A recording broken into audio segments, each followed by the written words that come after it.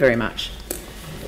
Right, and now the last item on this part of the agenda, the hearings panel report to the Council on the draft Takapūneke Reserve Management Plan, and I'd like to invite Mel Tainui, Deputy Chair of Onuku Runanga, to join us at the table. Oh, and Rick Tainui as well. Welcome, both of you. Kia ora, and I'd like to now just hand over to the Chair of the Hearings Panel, Andrew Turner, to introduce this item. Thank you. Thank you, and I'm very pleased to have had the privilege to chair this hearings panel, made up of myself, Councillor David East and Councillor Jani Johansson, and at this point I'd like to thank the members of the hearings panel for their high level of engagement and involvement. This particular hearings panel required a reasonable level of participation. There were 3 meetings and a site visit to the reserve as well, so thank you very much indeed to the two of you for your involvement. And I'd also like to acknowledge Onuku Runanga Chair Rick Tainui, Deputy Chair Mel Tainui, and Community Board Chair Pam Richardson, and other members of the Onuku Runanga who are here with us today. Excuse me. It's also important that we acknowledge the work which has got us to this point of having a plan in front of us for adoption. The work's involved many participants over many, many years, and I'd like to particularly acknowledge the work done over the last 2 years developing the plan by the project team. That project team, apart from doing a huge amount of work in the development of the plan and including writing the draft, has been a perfect manifestation of partnership. Equal representation from the Onuku Runanga and from the City Council, and 1 representative from the Community Board. And Section 4 of our report today really tells the story of the development of the plan and the steps that have taken place as we've moved towards the point we're at today, and the partnership which has really been a cornerstone of the development of the plan and is a true expression of the Te Hononga relationship. So to speak to the specific recommendations from the hearings panel, recommendation 1, formally adopting the plan, is actually more significant than it might first appear. This will be the first plan that we've adopted, which has been developed in true partnership with Runanga and which contains specific mana whenua values. The report and its achievement really is something to celebrate, both for Onuku Runanga and for the City Council. Recommendation 2, requesting that a formal application be made for National Reserves Act status. This is obviously a process that needs to be followed, but if successful, this will give the Takapūneke Reserve the same status as the Waitangi Treaty Grounds, which will recognise its major cultural and national significance. Recommendation 3, establishing the co-governance group, looks to governance of the reserve in the immediate future until the reserve is declared a national reserve. This continues to give effect to the partnership between Runanga and Council, and again gives effect to the Te Hononga relationship through the relationship particularly between the local Runanga and the local Community Board. Recommendation 4 relates to the immediate work that the co-governance group will turn its mind to once it's been formed. Recommendation 5, thanking all of those involved for the participation in the process, acknowledging that many of these people have involved for many years. The level of interest by the local community in this reserve was evident both in the huge level of involvement in the public engagement and consultation process, the number of submitters, first of all submitting but then wanting to be heard, the quality of the submissions, and the number of community members attending the meetings of the hearings panel. And certainly that last meeting in Akaroa was well attended both by members of the wider Banks Peninsula community and well attended by representatives of local Runanga as well, and that was really good to see. Matters that the hearings panel had particular regard to as a result of submissions were traffic effects, car parking, finding the balance between commercialisation of parts of the reserve with community expectation, whilst at the same time still allowing for establishment of facilities such as visitor centre, visitor facilities, interpretation, education centre, guided walks and other educational opportunities, all of which could assist in the aspirations of local Runanga, providing employment opportunities or possibly social enterprise opportunities. So this really is an important step in what's been quite a long journey. Going back to at least 2008, quite possibly before that, when the classification of the land was changed to historic reserve status, with strong public support at that time for the change. And thanks to my colleague Jani Johansson for providing us, and I think it's been circulated to all councillors just this morning, with the details of the meeting where that matter was considered. Chaired by former Banks Peninsula Deputy Mayor and then Akaro Wairua Community Board Chair Stuart Miller. And this shows that consideration of these matters has been ongoing for some time, have involved a large number of participants, not all of whom are still involved, but many of whom will still retain a very strong interest in the adoption of the plan that we're looking at today. It's important that the contribution of everybody who's been part of the journey to this point is acknowledged. It's a journey of meaningful partnership, and today we've got an opportunity to acknowledge the importance of this special reserve and its extremely important cultural significance. It's also important that we take the opportunity today to celebrate the collaborative way that we've worked together in a true partnership to reach the point of having the plan in front of us today for adoption. And finally, in another manifestation of the way that the partnership is very much alive and well and very genuine, one of the conversations which has occurred between the final meeting of the hearings panel and today's adoption meeting has been around the value and the appropriateness of Mano Whenua representation on the hearings panel. And at this point I'd note that Christine Wilson was originally to be appointed to the panel and would have given effect to this type of representation, but unfortunately was unable to participate due to sickness. When she was replaced, the particular attributes that Christine would have brought to the panel in this regard were not explicitly taken into account.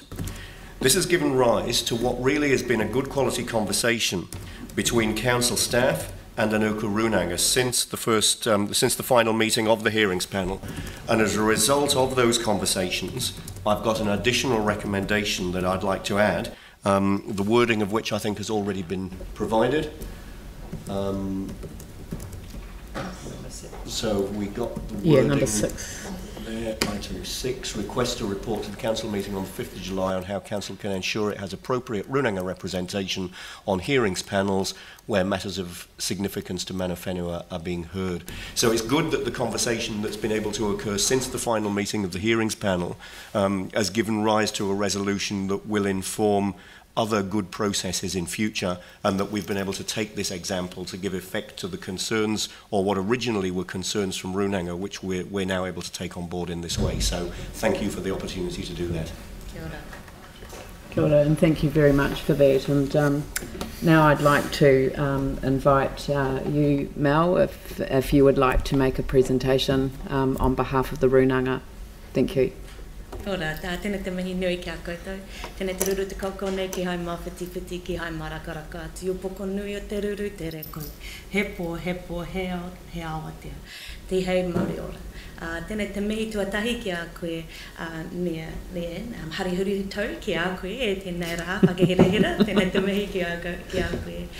Ki a koutou katoa, ka raro te koro ai o raki amo, tēnei te mihi nui ki a koutou katoa. Ko Maltai nui ahau. He te puaki au I te takiwā o te pātako o rākau hautu, ko onaku taku te raka waiwai. He tino tata te hāpori me te whenua me te whānau ki taku ngākoi. So tēnei te mihi. Yep. So my name is Mel. I sit e te taha o taku rangatira, my uncle Rick with my whānau right behind me. So I just wanted to really take the opportunity to and share with you a piece around Takapūneke alongside these amazing people that I've been working with in the last 2 years, and I really want to be able to thank the likes of Brent, Pam and Russell, Uncle Petty and Deb, who have worked so hard on this management plan, and Russell for your patience and loving attendance to us. I wanted to share with you really around Takapūneke a piece of our whenua. Now, I've grown up as a very privileged young Māori girl on my whenua, and I've known nothing more than pride of place. You know, my father he really adored his environment, and he knew every rock, he knew every hill, he knew every cow in his earlier life, and he taught this to us through the strength of my taua. My taua was a very important part of our whānau, and she was definitely the mentor, but she grew in a time of grievance. She lived in her entire life of grievance.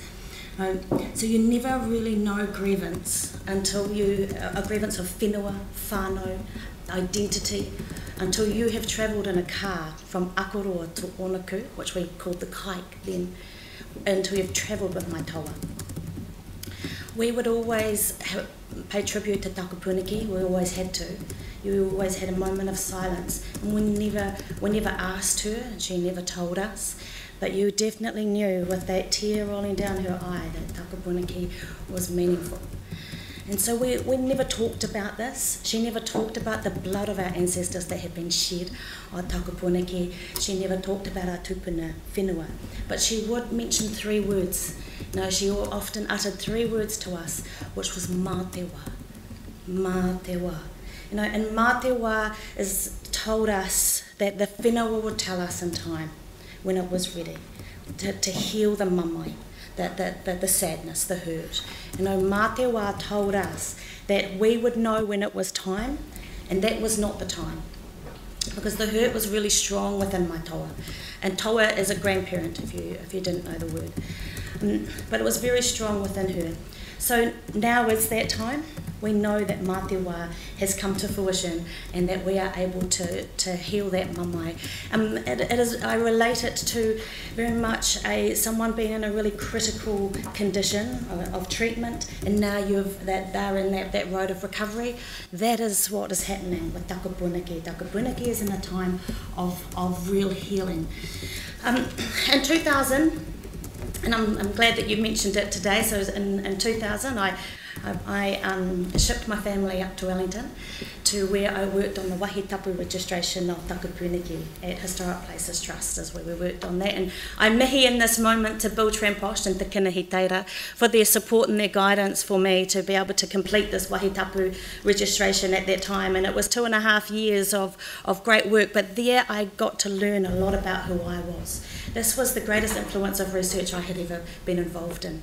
So I got to learn a lot about who I was, but I also was really confronted with some of the levels of torment that Takapūneke had gone through, such as the rubbish dump and the sewage. It was very confronting to us. But besides from that, it took us on an amazing journey to get us to where we are today. So this is where we are today, and mā te wā is right here. You know, I feel honoured. I do feel honoured that my whakapapa takes me back to such a place as Takapūneke, and I can feel the future on the horizon. You know, the demands of us to survive in the past, and not the demands of us to allow us to thrive today. And the connection that I have to Takapūneke is nothing compared to the connection that our next generation, one that I brought with me, that they will have to this whenua, because they don't have the same grievances as we have. You know, that they have connection to the whenua, but also to their own identity. So they are stronger, they are wiser, and they are more equipped to take on the future. I've really brought with me and thanks to the whānau behind me, a korowai, to signify this partnership that has happened over this management plan. This has been a real partnership that has been a treaty promise. You know, this is a promise of the treaty that we have really played out. There has been no word discussed about us without us. You know, and that is so important.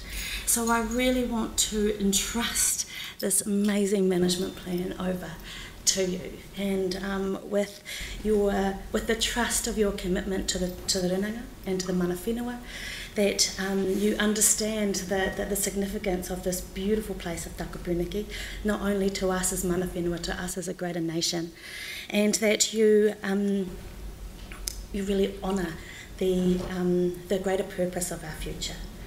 So tēnei te mihi nui ki a koutou katoa. Tēnā ra koutou, tēnā ra koutou, tēnā ra koutou katoa. Ia koutou. Are we going to? Are we going to? Okay. Are we going to?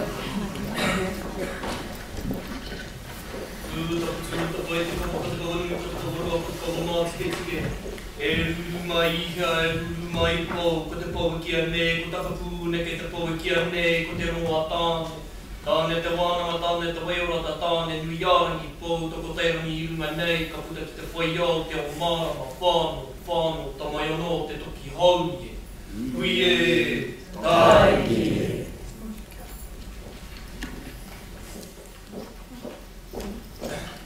I tuia i te ata te whakaro ke i roto tōra mātua kurimarima te whima o te kura te kakaro i ruia te ripore are tōra mātua kurimarima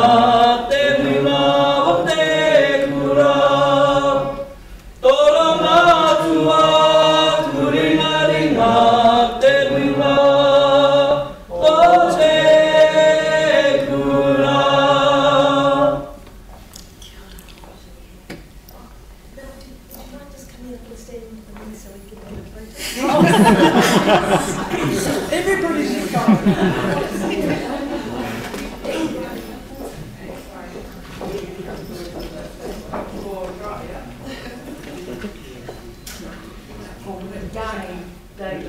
Andrew, come forward. There is coming. Right, come on. Yeah, can we make them all?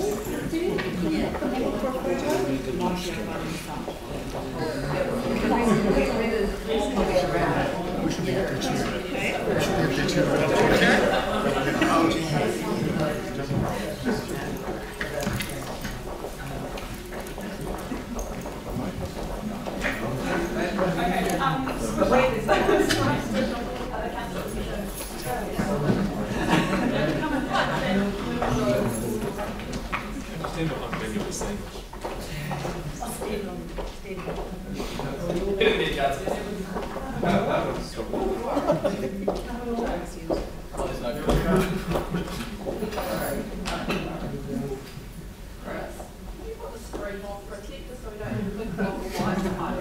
I can put the crest up, is that?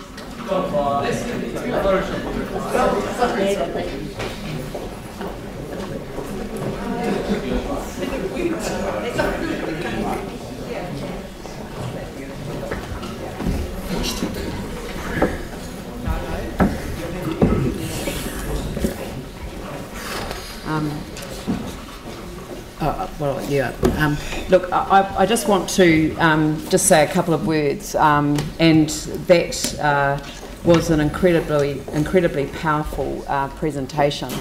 I have felt really moved by the expression of aroha and the strength that has been brought to the table by the partnership that this represents. And a korowai is a perfect way to offer protection against the elements, protection against those things that have occurred in the past, and also protection as we go forward into a new future together.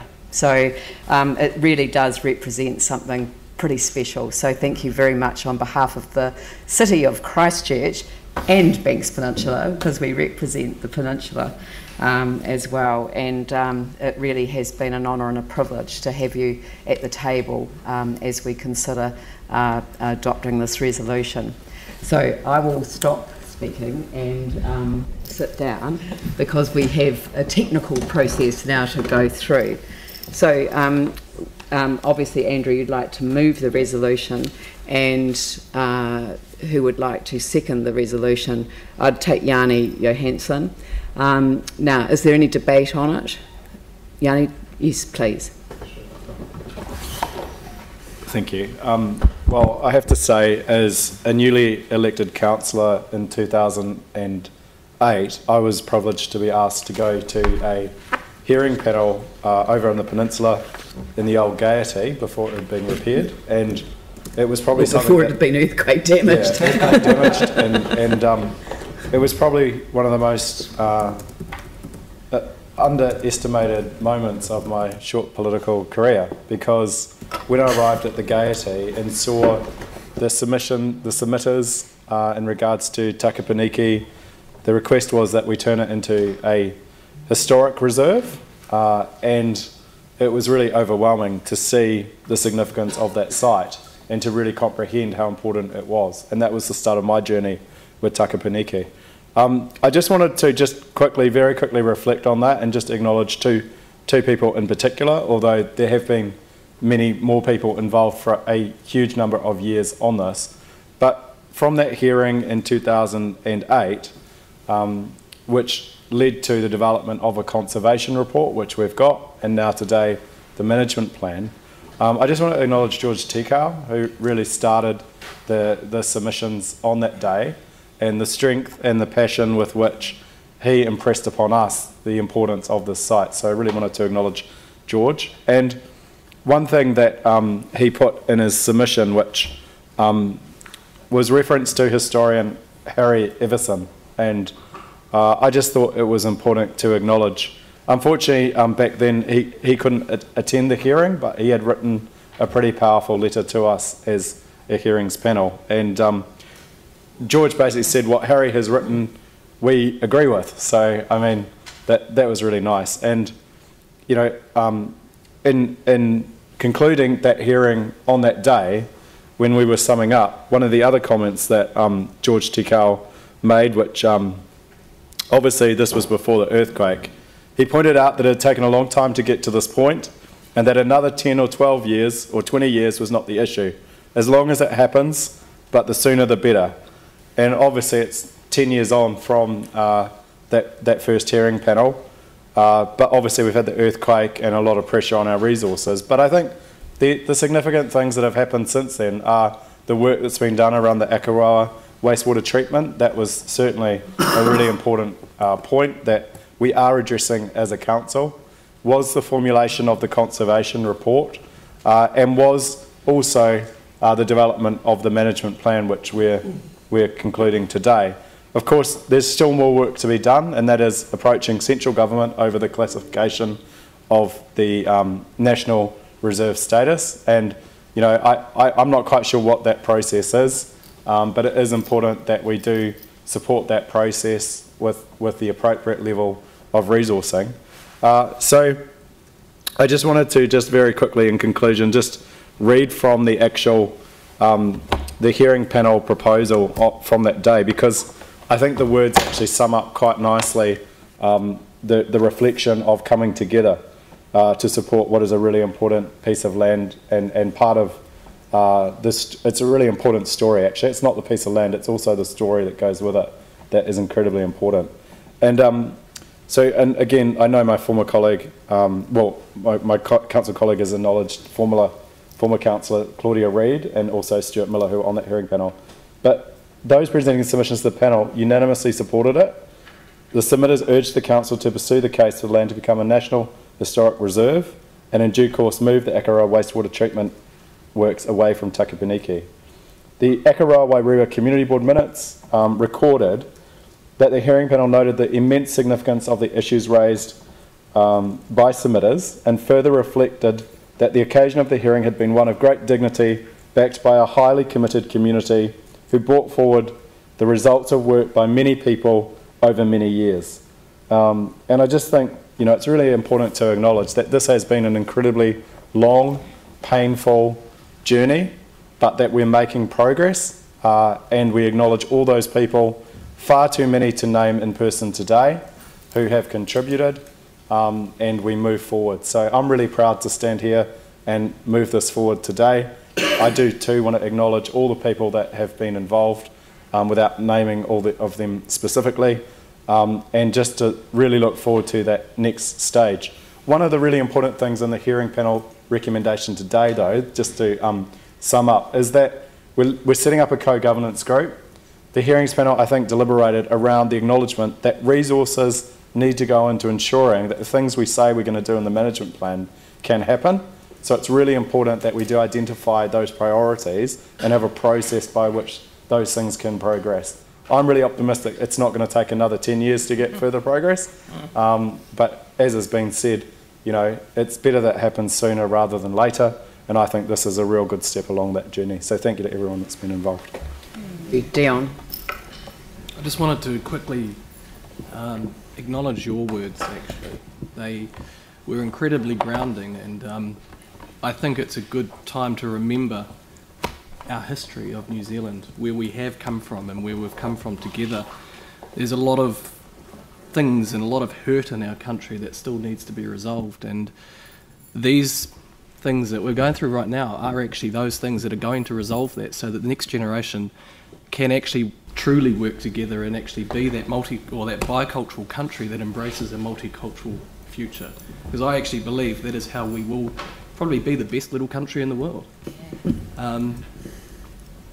Your words really did touch me, because a year ago in 2 days, I was up at home at Parihaka, where we went through a similar process with the Crown apology, and we're going through the Reconciliation Act at government at the moment. And I do remember the stories of my elders telling us about what happened at home. And I know there's a lot of connection with Banks Peninsula and our whakapapa as well. And it was really moving. And I think we all as New Zealanders need to know where we've come from. It is something that I find a disgrace that you ask people about what happened in New Zealand only 150 years ago. Nobody really knows. And I think this is a great step for locally to actually start telling the stories, but not telling it in a way to start opening up the hurt, but actually to really heal. And actually to go, we've moved on so much from then, and we are actually moving on together. And so I thank you for your story, and I really encourage more of us to start telling those and actually looking at the positive side to where we can go. So thank you. Kia ora, thank you, Dion. Andrew, would you like to close? Thank you. I think this morning has been a particularly poignant moment. I referred to the journey of the development of the plan earlier, and there are different people that have been part of that journey at its various different stages. But I love the fact and really want to just sort of take a moment to stop and really acknowledge the fact that we've taken this opportunity today to acknowledge the past, to be thankful for the people that have been involved in developing the plan to bring it to this point, and to celebrate the partnership and the strength of relationships which has brought us to the point that we're at today, where we've got a development plan that we're able to, a management plan that we're able to adopt. But really, I think from all of the comments that have been made today, show confidence and being able to look forward with confidence to the future and the delivery of all of the aspirations in this plan, so that, as has been said, we know that the future for our children not only rights some of the wrongs of the past, but is something that we can all look forward to. And I really just want to acknowledge all of the words that have been said this morning, and clearly the passion and the involvement of all of the people that have got us to the point that we're at today. And it gives me a huge amount of pleasure to be able to move what really is a significant and hugely important resolution this morning, to put it in our council terms, but a significant and important point on the journey that recognises the cultural significance of this very important piece of land. Thank you. So the motion has been moved and seconded, and I'll put the motion. All those in favour say aye. Aye. Those opposed say no. That's carried. Thank you very much. Kia ora.